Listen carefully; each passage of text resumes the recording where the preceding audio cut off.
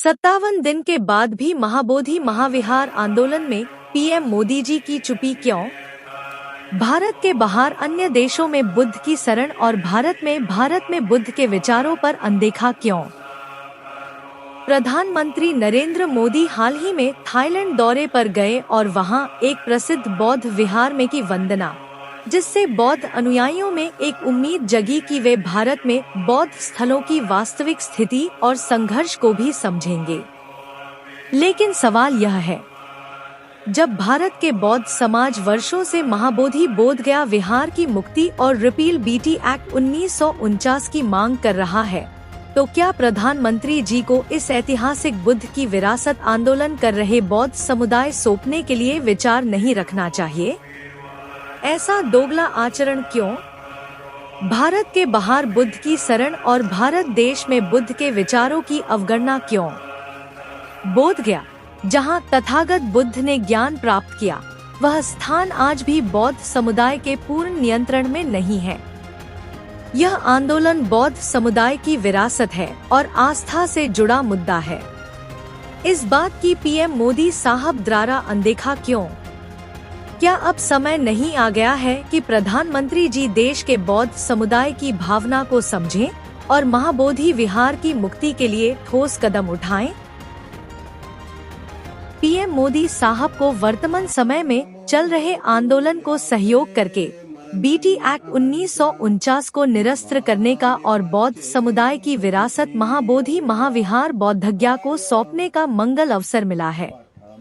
अगर पीएम मोदी साहब BT act 1949 को निरस्त करने में सहयोग नहीं करते हैं, तो बौद्ध समुदाय के श्रद्धेय भिक्खु डॉक्टर करुणाशील राहुल एवं भिक्खु संघ ने अपनी विरासत महाबोधि महाविहार बौद्धज्ञा की मुक्ति के लिए बौद्ध समुदाय को आह्वान कर दिया है।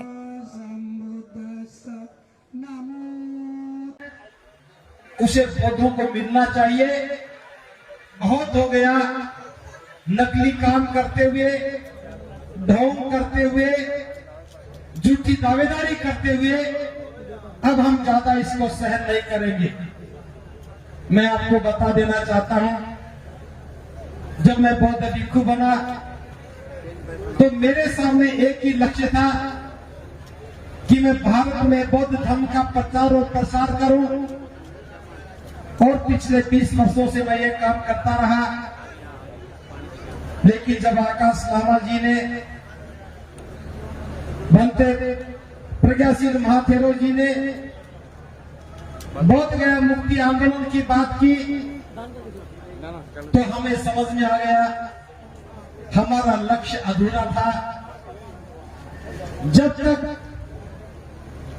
महाबोधि महाविहार, जो बौद्धों की गरिमा और गौरव है, जिससे भारत का गौरव पूरी दुनिया में फैला है, अगर वो हमारे पास नहीं है तो हमारे बौद्ध बनने और नहीं बनने का कोई अर्थ नहीं है। हम बौद्ध बन सकते हैं लेकिन अपनी विरासत के वारिस नहीं बन सकते, तो ये काम अधूरा है। प्रिय उपासक उपासिकाओं और सभी भिक्खु भिक्खुनियों से मैं कहना चाहता हूं, हम चल करके बौद्ध गया आ गए हैं। इस लड़ाई को मंजिल तक पहुंचाएंगे। ये आंदोलन चाहे कितना भी लंबा चले, हम लौट करके नहीं जाएंगे।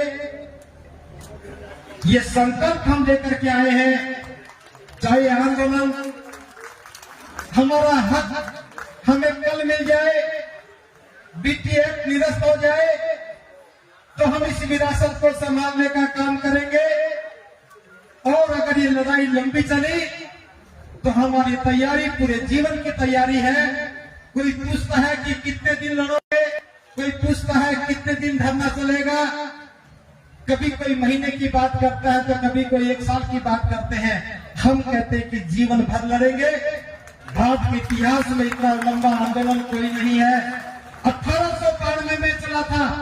हमारी 3 पीढ़ियां दुनिया से जा चुकी हैं और हम बताएंगे या तो अधिकार को लेकर के जाएंगे, वरना इतिहास में योद्धाओं की भूमिका में अपना नाम लिख के चले जाएंगे। 2 बातें मैं आपसे करना चाहता हूं बस।